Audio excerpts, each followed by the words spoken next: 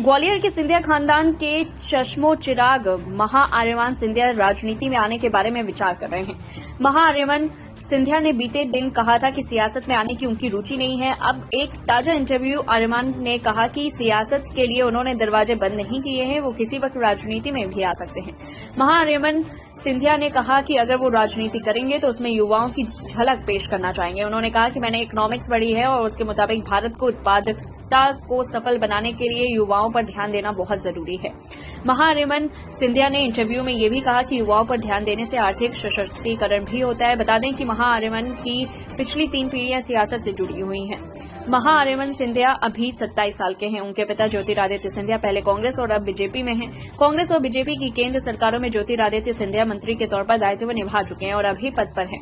महा आर्यमान के दादा स्वर्गीय माधवराव सिंधिया बीजेपी के बाद कांग्रेस के दिग्गज नेताओं में गिने गए और वे भी केंद्र में मंत्री रहे। महा आर्यमान सिंधिया की परदादी की अगर बात करें तो स्वर्गीय विजय राजे सिंधिया जनसंघ और फिर बीजेपी की दिग्गज नेता थी। स्वर्गीय विजय राजे सिंधिया राम मंदिर आंदोलन से भी जुड़ी रही और ऐसे में महा आर्यमान ने बीते दिनों जब कहा कि वो सियासत में नहीं आना चाहते तो सभी को हैरत हुई थी। सिंधिया घराने ने भारत के ताकतवर राजघराना होने का सम्मान हासिल किया है। वहीं महा आर्यमान सिंधिया ने उद्योग जगत को करियर बनाया। उन्होंने स्टार्टअप खोला और सफल बनाने में जुटे रहे। महा आर्यमान के बारे में कभी उनके पिता ज्योतिरादित्य सिंधिया ने कुछ नहीं कहा। ज्योतिरादित्य सिंधिया ने कभी सार्वजनिक नहीं किया कि उनके बेटे राजनीति में आएंगे या फिर नहीं। महा आर्यमान ने पहले सियासत में ना आने की बात कही थी, लेकिन अब वो राजनीति में आने की बात कह रहे हैं। अभी ये भी नहीं पता चल रहा है कि महज कुछ दिनों में ही महा आर्यमान सिंधिया ने सियासत को लेकर अपना मूड बदला क्यों।